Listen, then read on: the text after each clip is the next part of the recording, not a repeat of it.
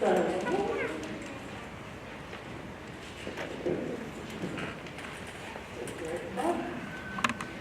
will go ahead and call this meeting to order at 6 p.m. And we'll begin with the Pledge of Allegiance, which I believe will be led by our students.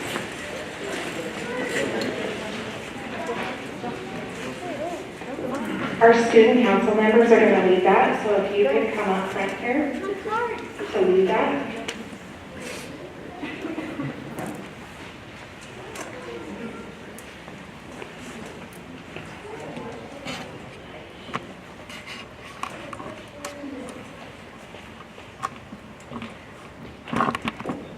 We have not had an assembly in the gym for almost 2 years. So we know the grace.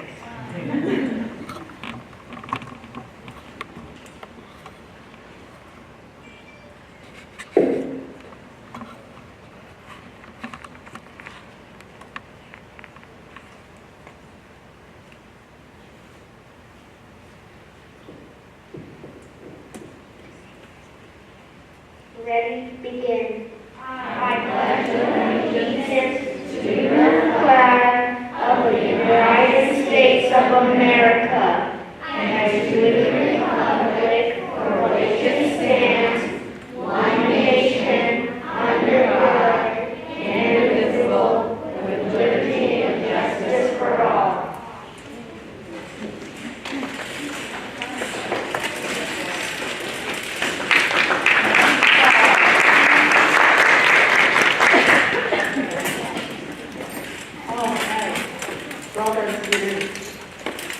So the first item on our agenda is Orting School.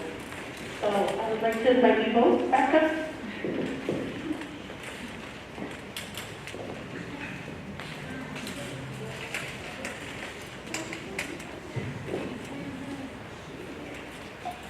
Good evening. Erin and I are very excited to get to highlight Orting Primary. So we're just going to do a really brief introduction because you may have figured out we have quite a few of our students who would love to share some of our student activities and their learning with you. And we want to make sure that they have an opportunity to do that.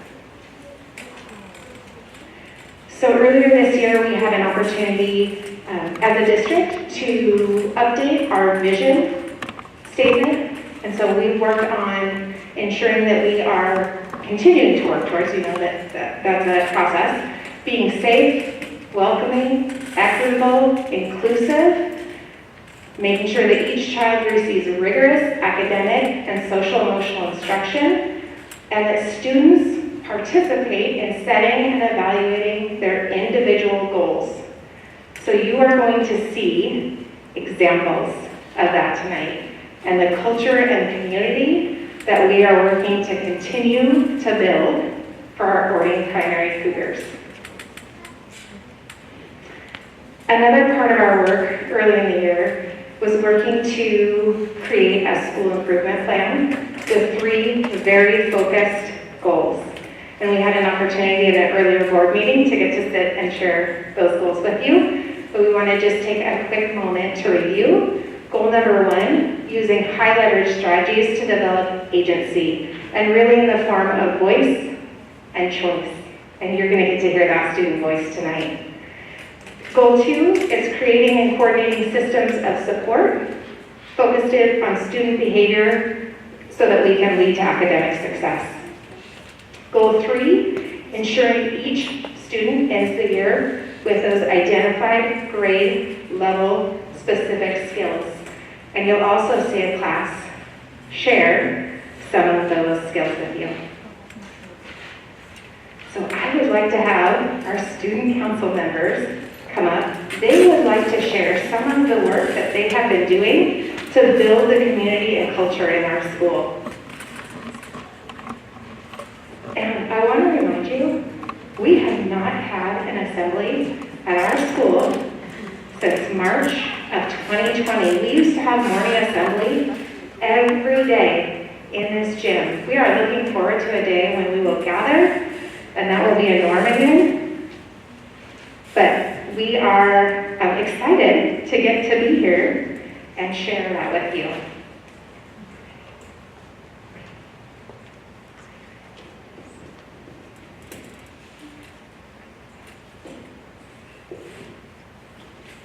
Hi, I'm Bentley Escobar.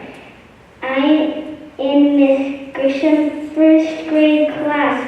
I like student council because I like helping my school become a better place.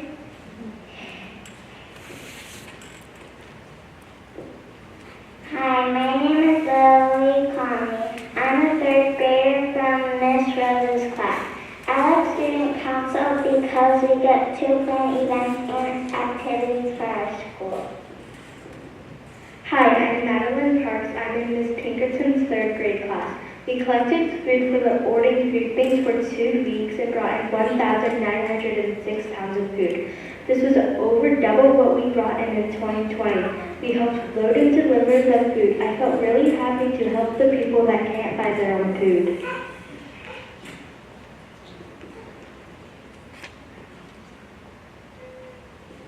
Hi, my name's Eden and my teacher's name is Miss Hodges. What I like about this school is the people who help our community.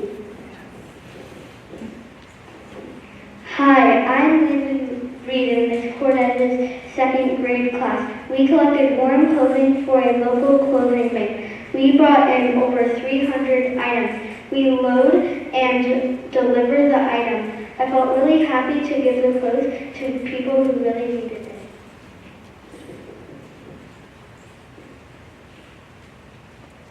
Hi, my name is Madeline. I am in Miss Grisham's first grade class. I like helping people and those that need it.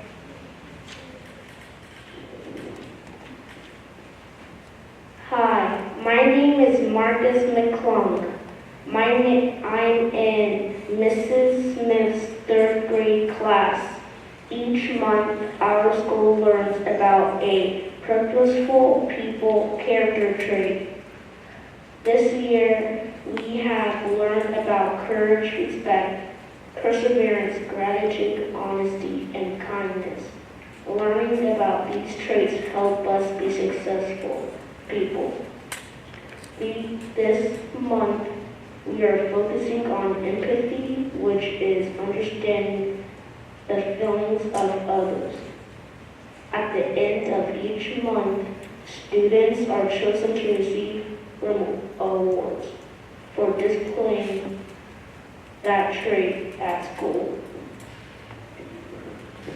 Thank you, and I should have introduced them better. Their advisor, Mrs. Smith, is a third grade teacher in our building. She, at the last minute, had sent me a message that she couldn't be here tonight. So she works with representatives from every classroom in our school, kindergarten through third grade. So as early as kindergarten, and we have a couple of first graders here, kindergarten, first, second, and third, gather together a couple times a month and plan activities that you saw and heard about. And then for our warm clothing drive and food drive, help collect those items and deliver. So this is a group of our students delivering those clothing items earlier in the year, and then most recently delivering our food items. So they were pretty proud to get to take. And like we shared, that was double what we collected 2 years ago. And then as Marcus shared, here is a group of our students at the end of the month during our Purposeful People Awards.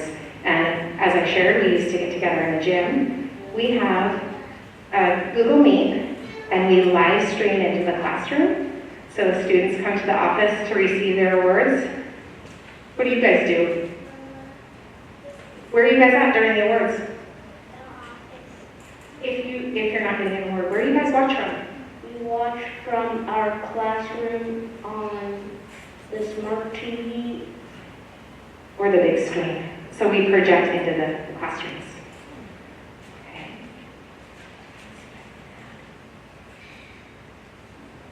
Do you guys have any questions for our student council members? Just thank you. bravely to stand up in front of all of these parents and the board and to speak so well. You did a wonderful job. Thank you so much.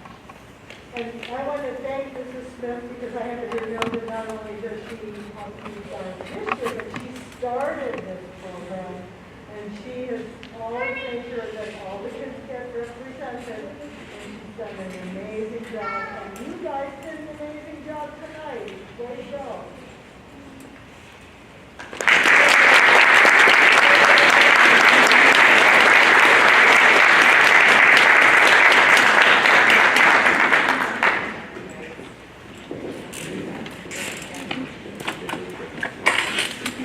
So one way that we are trying to make sure that our students are recognized also is that we had to get to know our students again too, because they haven't been with us in person. And so I haven't had the chance to meet them in person at all. And so I wanted to make sure they knew that I wasn't just a bad person to come and see if people were getting in trouble. One way to hang out with them, everyone is in the lunchroom. And so we have a program that we started this year called the Golden Ticket. And when we are picking kids that are choosing to follow the right directions at lunch and giving them a golden ticket and putting them up on the board, highlighting what they're doing right, and then drawing 6 names from each lunch. And we give them pizza and fancy lunch. It's called fancy lunch. So we bring in sparkling cider and napkins and fancy things for them once a month, and they get to eat it in front of their peers, and it's kind of fun, and we serve it to them. So that's been a way that we've been trying to have some fun relationship with them. It's been kind of a hit.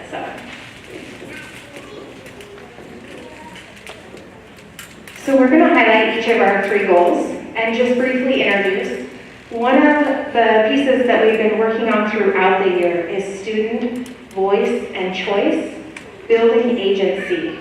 So working in every classroom to build engagement strategies, and that happens in a variety of ways. So shifting what many of us know from traditional classrooms, so teacher's going to stand and teach, ask questions, student raise their hand, answer, teacher teach, student raise their hand. We want to see active classroom where many students are participating, engaging, getting to ask, and making meaning throughout the lesson, so that we know students are understanding what the learning target is, that they have a chance to ask questions, to make that meaning, and that we're checking in if they are showing that success criteria towards the learning target. And kids having conversation, using that academic vocabulary.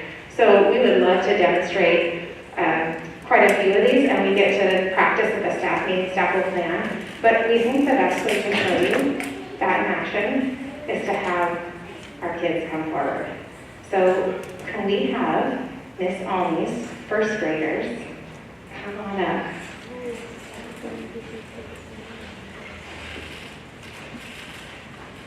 And if you walk into our classrooms, you'll see a variety of ways that kids are engaged. You might see them during certain vocabulary words. You might see motions to show that they understand the word. You might see students,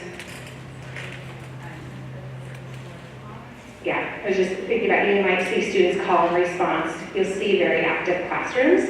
And so Ms. Olney has been working on a way for students to take ownership of their learning. So she's going to share that with us tonight. Okay, hi, I'm Morgan Olney. These are some of my awesome students. I'm going to have them introduce themselves really quick before I start. Hi, I'm OJ. I'm Addie. My name's Cameron. Hi, my name is Bailey. And they have a couple of our rendition of Daily 5 so that they can work on some core literacy strategies in class. So we have word mapping, word work, listening to reading, writing, and read to self. And they have a checklist. Can you guys get your checklist out of your basket and lift it up high so everyone can see? So each kiddo in the class gets a checklist that they keep for the week to help them keep track of which one of these centers that they have done, just so that they can choose when they do it or what order they do it in. The goal is to get them all done throughout the week. Because I haven't been done for you. And then I'm gonna have them real quick. Can you guys tell them which one of these is your favorite?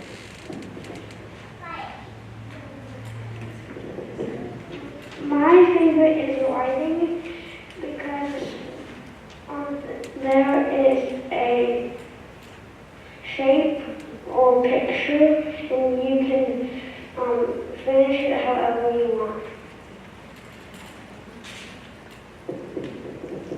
My favorite one is writing because there's this book that you can make. My favorite is creative spelling because you get to create the spelling that you land on. It's really fun. My favorite one is writing because you can make these books about whatever you want. And I did it about the beach cabin. So when we have it in class, up before, so our word mapping, word work, and writing are color coded. So some of the writing activities you're going to talk about, they can find on here. So it's orange on there, and you look for the orange sticker.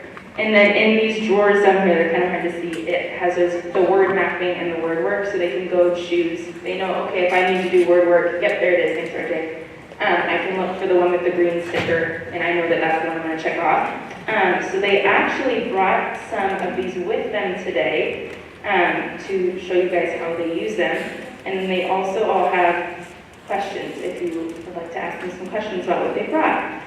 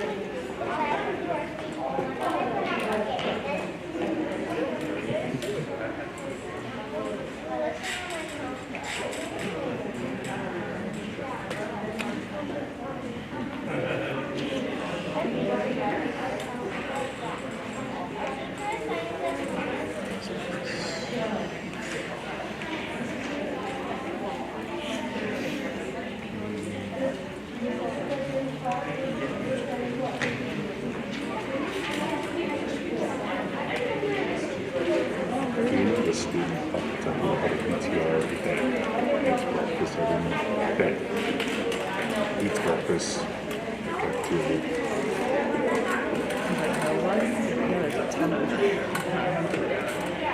So Cassie was supposed to, so next week is school breakfast week, and I wanted to get like a 2 sentence quote from like no more than 2 students from each school, just talking about, you know, why eating school breakfast is important to them. Oh, I can think of a funny, chatty 4th grader who probably loves to talk to you about that.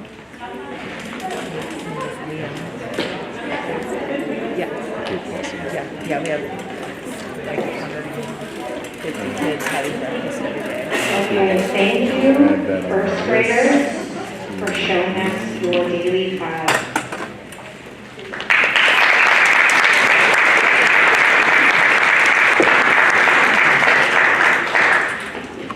So you can see if you walked into this class, you'd see students who are getting to pick what they need to work on, and they can clearly tell you what skill and how it's helping them improve their learning towards those targets.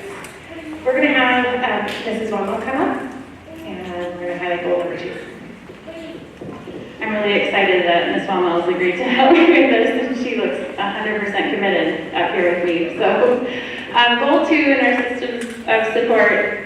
You know, when we are starting to talk about what we needed to do when we were coming back to school, it's a huge undertaking, right? And so at a primary school, we have 4 to 7-year-olds, basically, mostly 8. And we have that gift here because the most important thing for them is to teach them how to be students.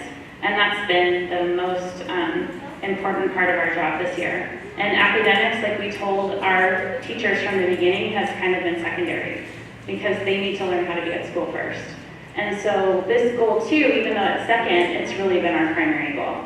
And in order to do that, we also had to help our teachers understand that school really wasn't the same as it had always been either, okay?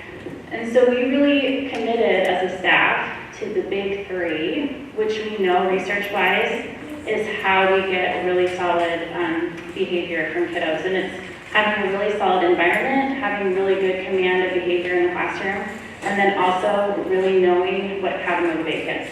So these 3 things are how we're really having control over our kids and all our PDs about it, and we're going to see it on the classroom all the time. I have it.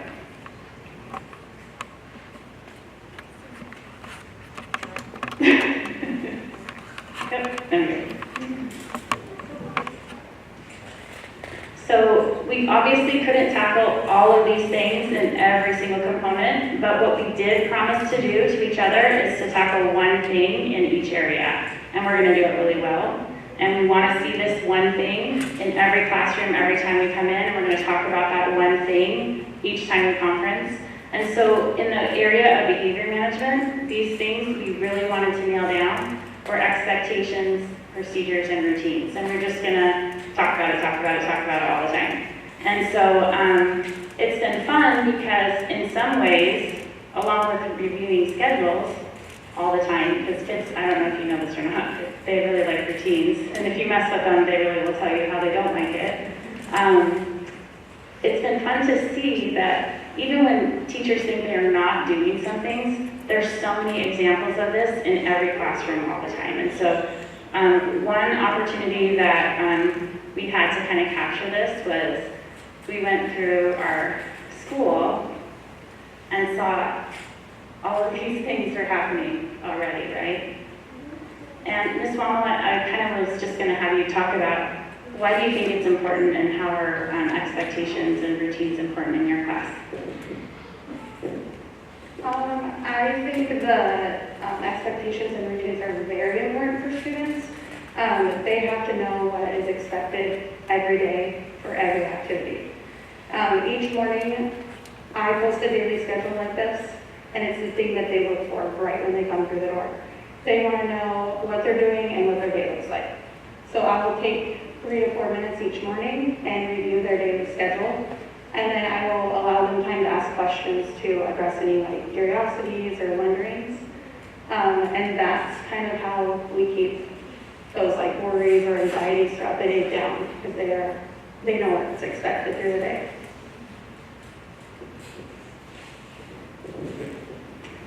Yeah, and it also allows students to have more voice in the schedule when you can just tell them, hey, just go check the board. It's fine, just go check it out. You tell me what's happening next.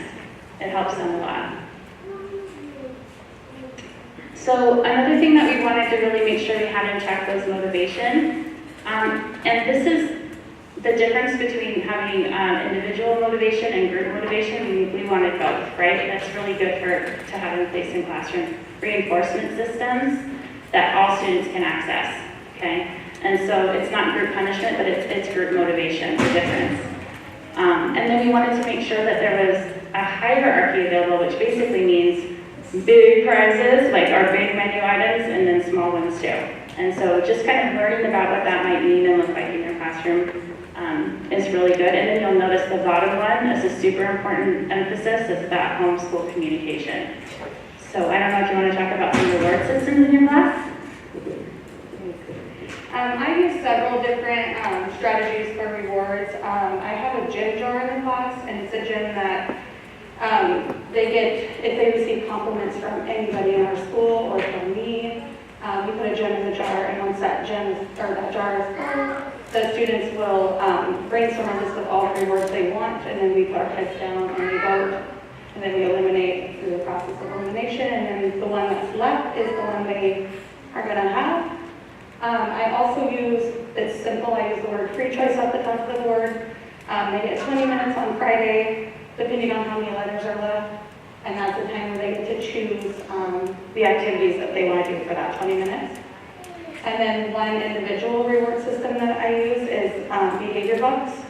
So I will hand out bucks for our students following expectations and just doing a good job. And at the end of the week, they will get to spend those on Friday for a reward of their choice. Sometimes I have people asking, well, isn't it confusing to have like different things in every classroom that you have to do and just have different things around the school? No, it's great. I love it. It's so much fun to just go into each class and see what they're up to. Desk pet? Are you kidding me? That's amazing. What is that? I don't know. Let's find out about it. It's really good. So I love to see what everybody's up to. And then the other thing that we really focus on is making sure that everybody has a really tight environment. And then we want to make sure just the number one thing that we see there is that we were working on a visual schedule. That was just it. I think we skipped that one thing at the beginning. So do you have any questions about our second goal and what we're focusing on there at the building?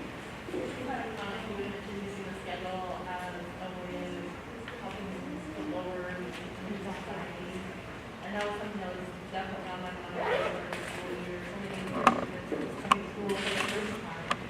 But some of the other strategies that have worked well for the kids to just call them and let them know that it's okay and we're moving forward. Well, just, we greet students too when they come in so that they know we're there for them.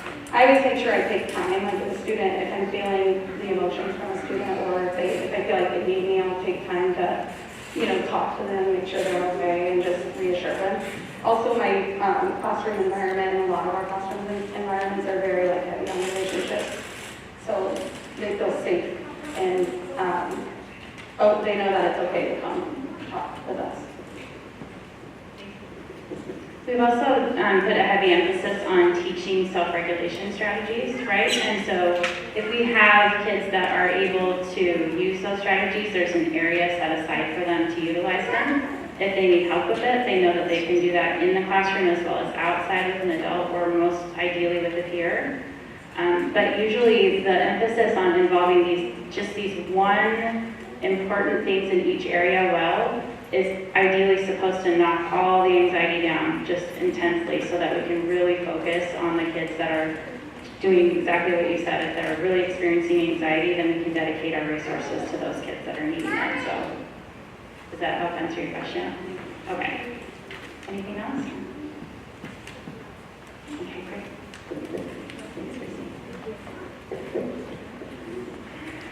Okay, we're going to look at goal number 3, which we talked about briefly, is focusing on those foundational skills. Each of our grade level teams is working together to identify those grade level expectations and how that translates to our core instructional skills And then after Mrs. Rose's class shares with us, so if they would start moving up towards the front, we have Mrs. Stephenson, our intervention teacher, lab teacher, is going to share a quick highlight of BLAST, which is one of our reading interventions that we're using. We started last year and we're continuing this year.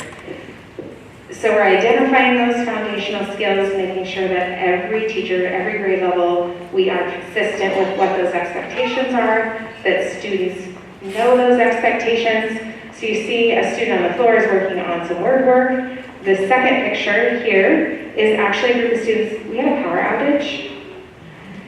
This is a group of students who have a flashlight and they're continuing on. They have a reading group, they have business, they have things to do. And I walked in to check, sometimes students get a little nervous, sometimes they could get, I walked in and they're like, can we show you what we're working on? We're gonna continue on. I was like, oh boy, okay, I have to get a picture of that because it was so fantastic to see. A quick picture, so after the graders are gonna get settled, we're gonna check in with you, but identifying when we know what those skills are, we talked about part of our expectation or vision is students knowing what the standard is, what the expectation is. Here is a student data book. Here is a day that this student is working on counting to 100. The first day got to 14. The second time that they did a check-in, they got to, I think that says 39. So they colored in a different color. And then the third check, they got to 100, and those are over the course of months. So that's a celebration that we have. And students are tracking that in this monster data book, which, how exciting is that for a kindergartner? Here's another example. This is from Mrs. Collins' room. Letters of the alphabet across. It's a little hard to see because those are stickers over the top. This says September and it says 9, October and it says 16, November 26. That's letter recognition. So the student by November was able to identify all the letters. Her picture went on it after and it went up on the wall. And so class celebration. When this happens, the entire class cheers. If you are anywhere around, you think, what is going on? Like, ooh.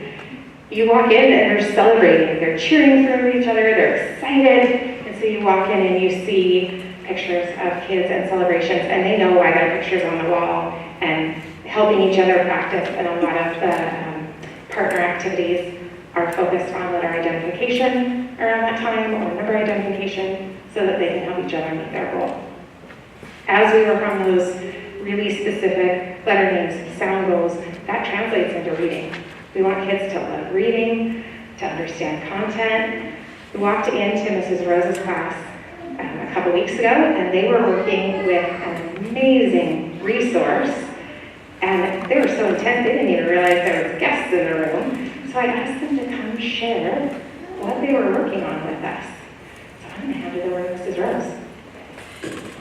So one of the things we work on in third grade is opinion writing and learning to have different opinions respectfully. It's just so important. And once in a while, depending on what it is, we would get to have debates. And so when they first came in, they were watching one where we were going to have a debate and we were getting ready for the debate.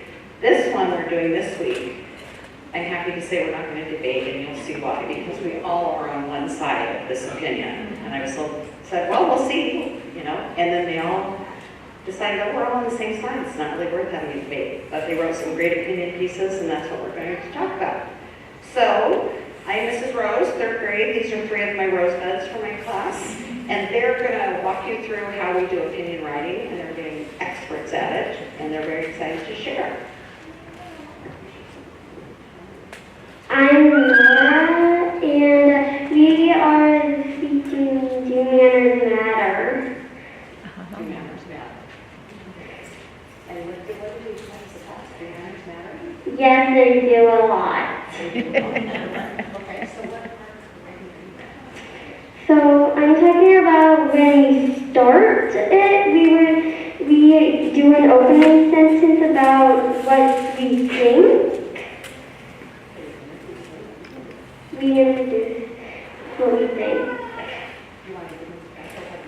An example, I'll give an example of like what I wrote. I wrote, do manners matter? I think yes they do. Do you? And we're trying to get the interest when we start. I'm Aiden, and I'm talking about reasons and examples.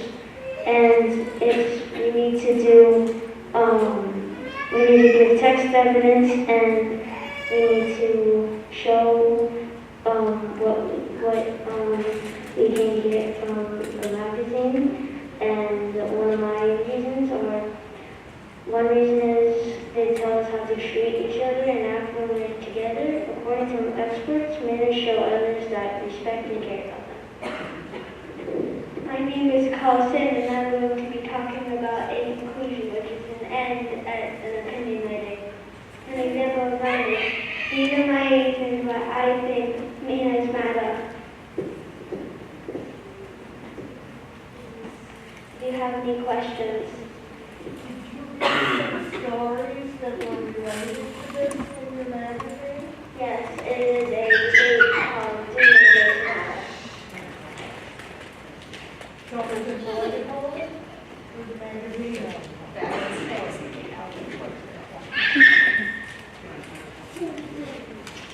So at the beginning, when we start the debate, we highlight evidence of why.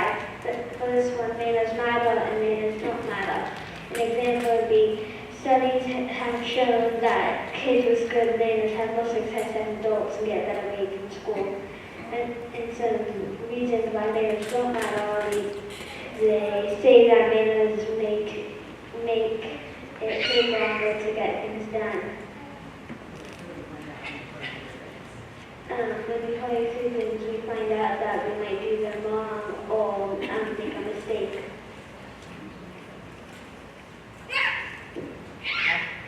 What do you guys think? Do you think manners matter?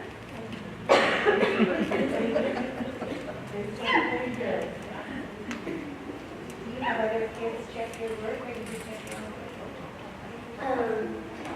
So once we're done with our work, we pass them to our teacher, and she collects them, and we fix our mistakes, and she hands them back.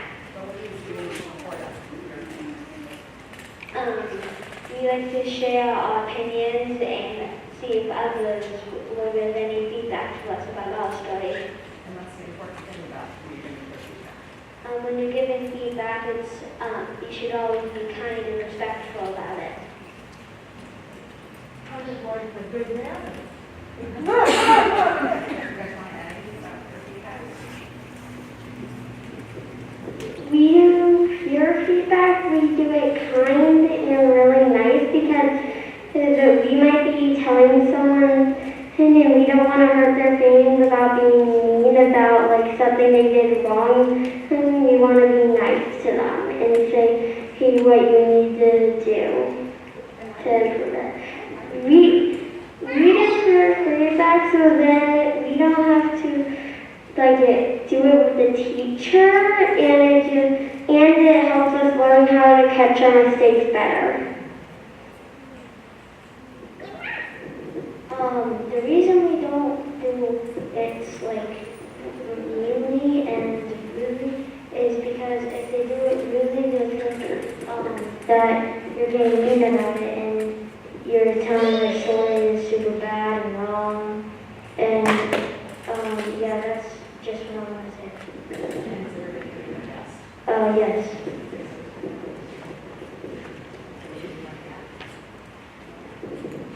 Do you have any more questions, concerns, comments?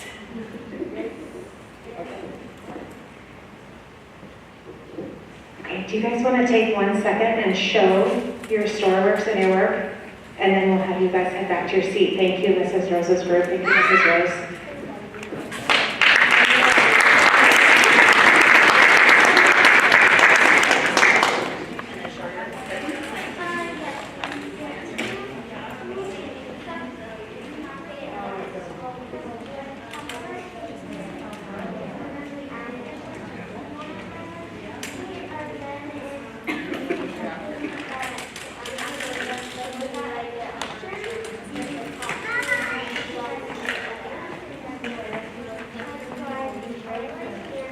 I sent you an email.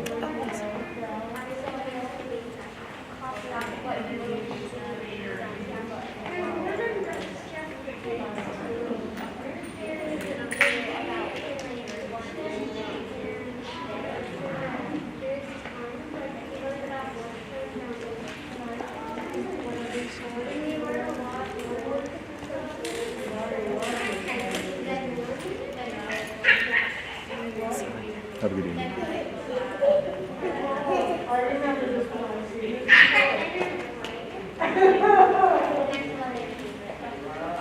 Beauty and disaster. So that is a good title for them.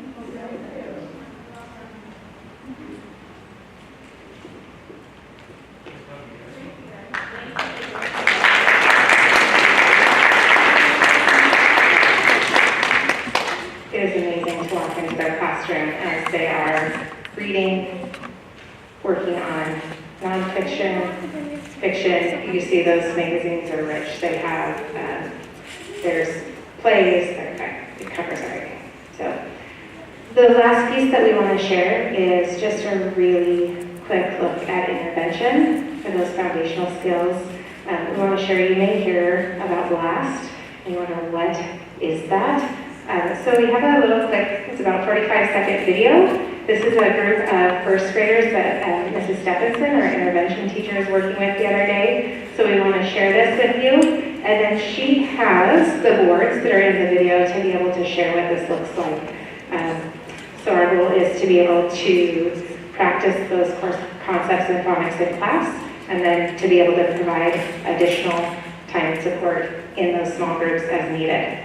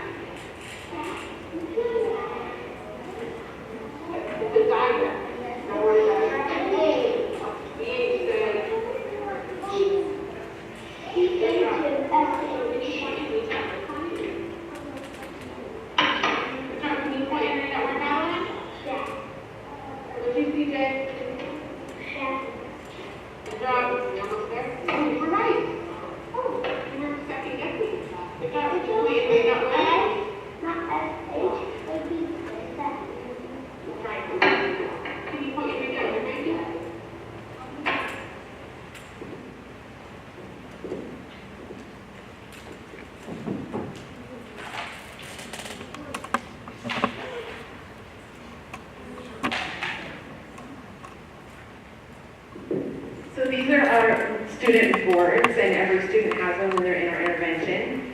As you can see, we've talked about phonemes. Phonemes are the sounds you hear in a word. So I'm going to go through one really quick with you guys. You can hear what the kids do. So I would tell them the word is which. So they put their hands up and they say which. What, itch, which. And how many phonemes did you hear? You heard 3 phonemes. So that's why you have 3 color tiles on there. And then matching, we've been focusing on our digraphs. So what is WH? They would move the WH under there. And then the your vowel sound is always red in blast. So they move their I. And then ch. Let's say what letters make ch? Just CH. And then I would ask them, can you point and read that word? So they're seeing each part of the word that they're working on. As we get up into some of the other, like 3rd grade, we're working on trigraphs. That's why you see the DGE there. And also talking about multisyllabic words. And I, just before this, Miss Ellenwood said, I'm challenging one of those things in HD words, and that was, we've learned that every syllable has a vowel. She said, I'm trying to find a syllable that doesn't have a vowel. So teaching our kids that, some of those foundational skills, helps them really become better readers and writers. Do you guys have any questions about blast?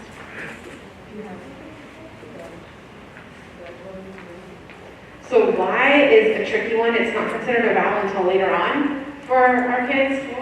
Yeah, so for right off the bat, because this is used kindergarten up, so we teach them that the first 5, A, E, I, O, U are the vowels. Just this week we got into the Y sound, and so they're taught that it's sometimes a Y. So that's why it's not red. So with the word that you use as an example, which our English language can mean 2 things. So does it ever ask?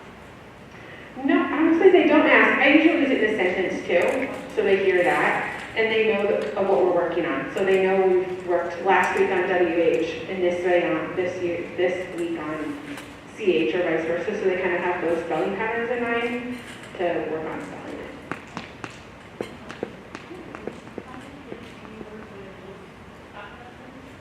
Yeah, our groups are max at 6.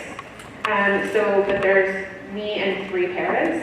So we're working with about 24 kids at each grade level during our intervention time. 3rd grade is a little smaller because we've seen some amazing growth using the HD words, which is the 3rd grade intervention. We started with about 35 kids in HD words, and I think we're down to about 16. So some really great growth. When you feel like you have back into the regular classwork? Yes, so we have kids based on their reading skills or where they're at, what group they're in. And so we have some groups that work with our lab pairs that are more struggling readers, or ones that are right on the cusp of just taking off. And then we have them, they move around in the classrooms. We have teachers that are working with our above average students. We have our grade level classes, and then our kids that are on that bubble. So, and the other blast is just phonemic awareness and phonics. It's not any other. No, it's phonemic awareness and phonics. Yeah.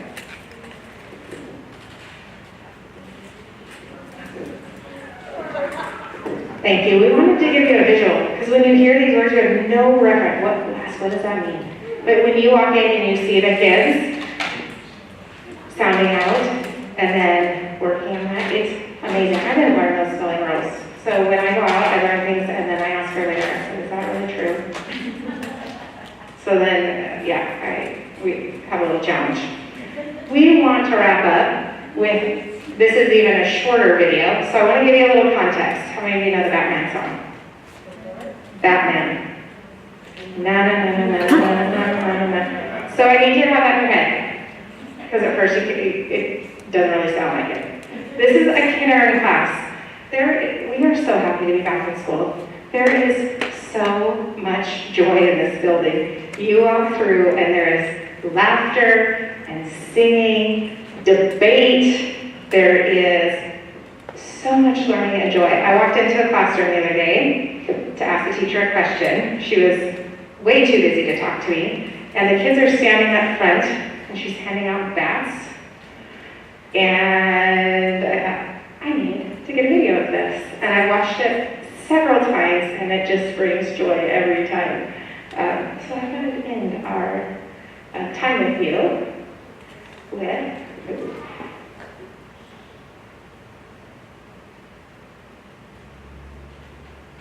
okay, do you have the tune? Let's go. What does Genesis say? Yeah, here we go.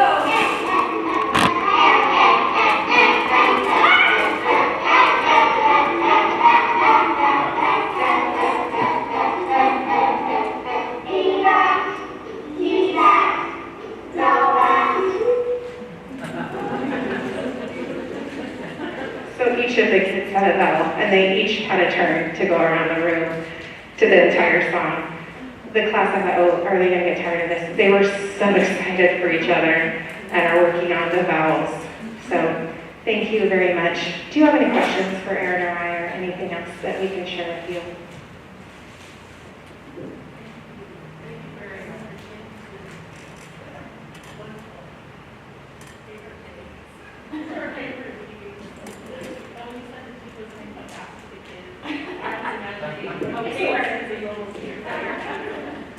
I would better. Context. Yep. Context. I love the EC agency and every single one of those activities because the kids know how to give their voice, know how to present their information, and that's so wonderful because, you know, you don't give them a copy. I can tell you what I said, it was so helpful. They needed, I sent them here for the sheets, and they knew the procedures. I mean, it was like, I could stand there and they would just tell me exactly what to do. It was great. They'll tell you when you messed up. Yeah.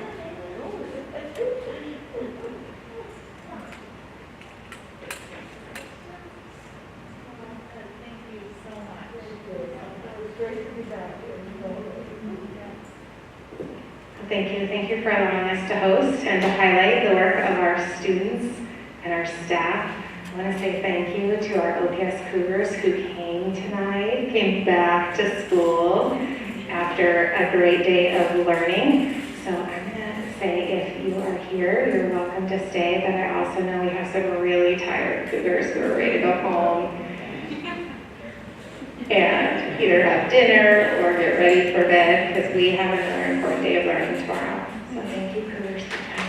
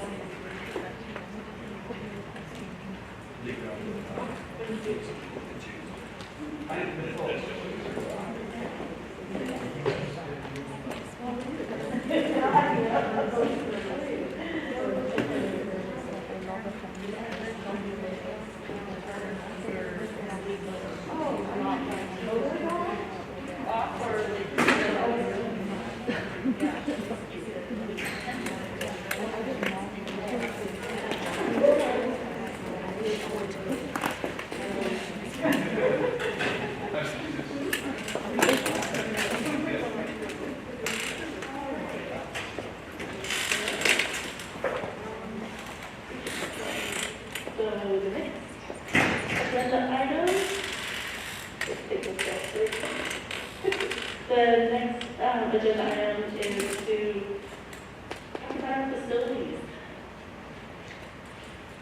Oh, yes.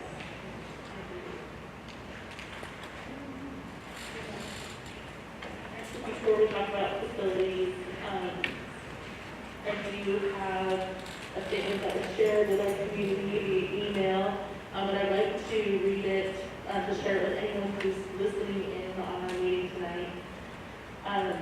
It's about, we want to share our thoughts and support for the Ukrainian and Russian community members.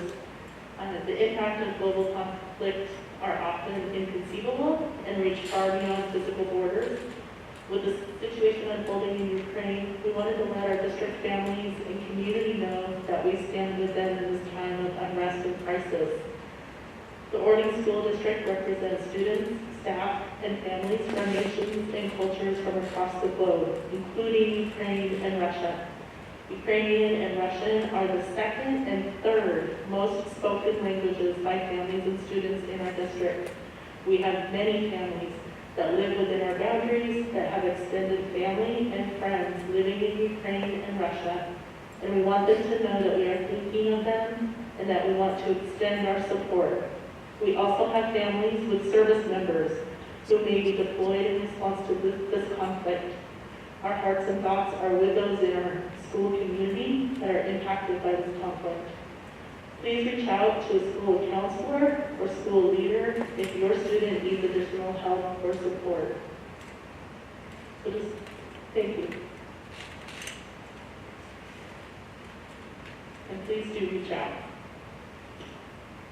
So with that, then I will go ahead and turn it over to the superintendent for facilities update.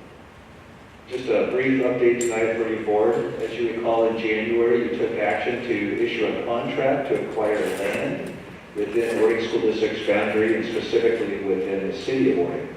We've completed our due diligence and the community will have the opportunity by hearing to provide voice to you with regard to that. We ran an ad today, it'll run for 2 weeks, and what we're looking to do is to make sure that public is aware that you will take consideration with regard to a motion at the next board meeting on the 17th. Prior to that, the hearing will allow any community members to provide voice on that, so you can take that into consideration prior to taking action. If you approve that action, then the district will issue non-voted debt in the amount of the purchase price. If you recall, the CPAC committee that met over the summer strongly recommended you take a look at acquiring those 65 acres for future growth. And I'm pleased to say that we're very close. We have learned through our due diligence period that we would be able to construct a new school, and specifically probably a new Orting Elementary School on that location. So just wanted to make sure you are aware that that due diligence period was complete. The community will have the opportunity to provide voice on that, and then you'll consider action on the 17th.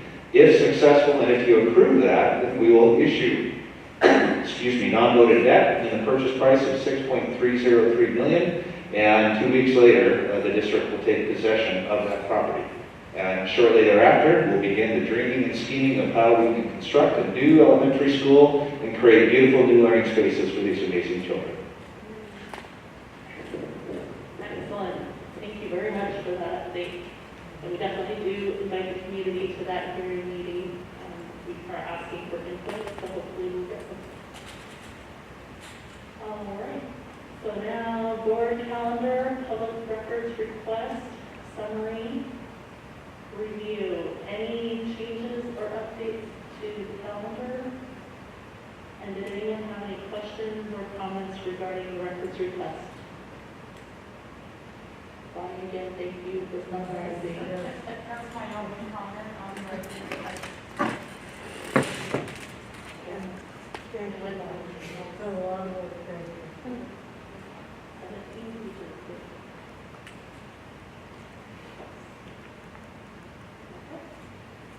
So now at this point in our agenda, we're looking at our WASDA School Board Self-Assessment Survey. And we asked for this time in board work session to review the questions prior to us taking the survey. And this, the point of doing the board self-assessment survey is for improvement and conversation about what we can do better as a team. So I just want to open the floor to any board comments, questions, things we'd like to clarify. Or did not intend on going through the questions one by one. Any thoughts? This is optional. Is it optional?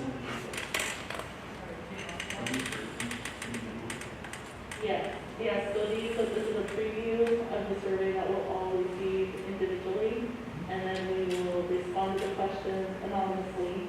They'll be summarized for us anonymously, and then we will look at the results as a group together, and, decide are there any gaps, are there any points of discussion, or we need more conversation, or more education, or, it depends on the outcome.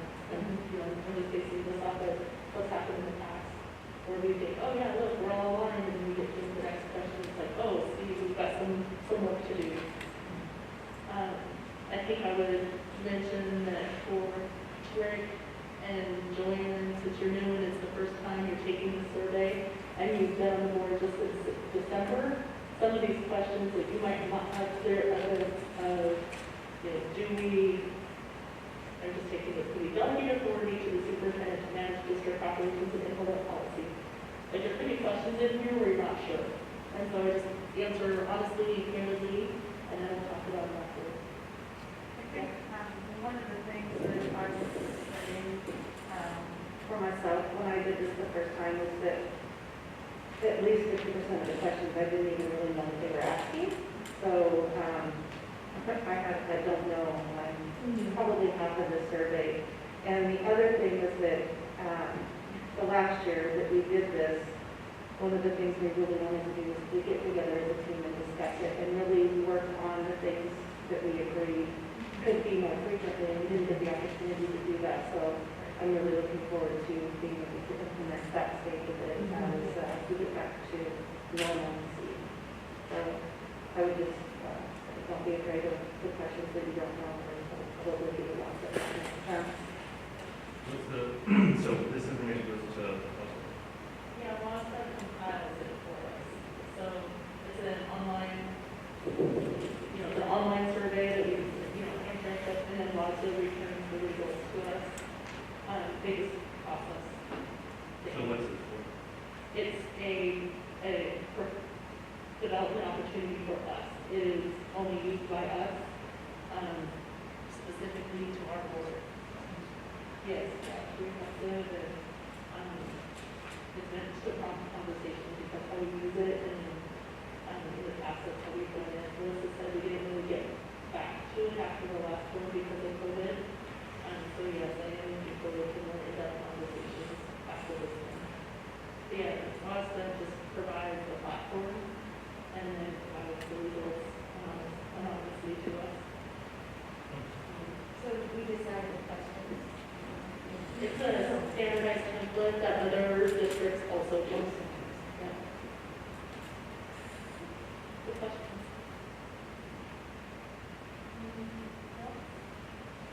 I would say as you're going through the questions here, if you have any future questions, feel free to contact Melissa or Kathy, take them in, or myself, just whatever what it means. I have to say that the first time I did it, not that I did it the second time, is I literally printed it out so that I could write notes as to what my questions were about either the question, or why I didn't know, or concerns I had about it, so that I could actually relate that kind of information, or I could keep it in mind to listen for that in the discussion. So, while it is kind of long, it did help me to track my personal feelings about it. Yeah, and giving you the line, but I remember you bringing your notes to our conversation, and it was like, oh, okay, yeah. It did not. Not to mention I'm also not the techiest person in the world, but I am still a paper pencil person. Okay, so we will be getting an email with a link to complete this survey. And you should know how long to do. You have a period of time, so you suddenly bring it on, that's really what that was. I don't recall, I thought 30 days. Oh, 30 So days. don't worry, it's 30 days to do it. And just to be clear, this isn't, WASDA is not observing our district and how we're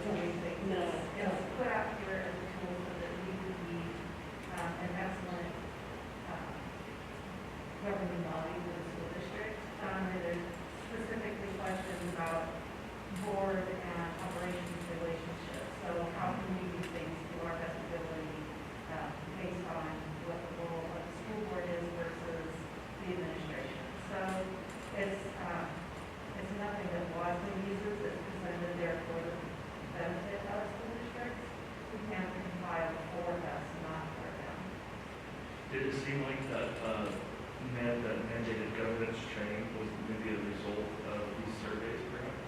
No. Because I just want this to be more stuff that they would mandate us. Yeah, no, and you'll see when we get the survey results, I can't remember exactly how many years, but we get previous year's results from our school board. Is it 4 years? Yeah, so which all of that predates the government's training mandates. Yeah. You might see some familiar topics talked about, but yeah. Yeah. Okay. Any further comments or discussions on this? I particularly like the survey, we have expectations of our staff and our teachers to engage in professional development and continue to hone their skills, and this is one way we can do that as well as a board. So holding yourself accountable to doing that is important. And sometimes we're being so busy and so involved that we don't realize, and when you take hey, we haven't even talked about that with none of that. Yeah, exactly. I think that's how we started to rewrite the norm. And then they were asking about it, and we went, oh. Yeah, we need to be better on that, so that prompted some of that work. All right. So board comments. Anything? Just a real quick thank you to OPS for hosting us here tonight and for bringing all your kiddos. It was amazing. I don't have any little ones at home anymore, and the little ones in my life are not yet ready for school. So it was just a wonderful experience, and the joy that you expressed, I can see that and I can feel it, and just thank you. Just want to say I love the interactiveness of all of that. It doesn't look boring, it looks fun, and they need that right now, so great job. And I love that there was so much movement, motion, things to move around, because little kids need that, and if you don't give them that positively, you're going to do that. And I love that they kept track of it themselves. That's agency.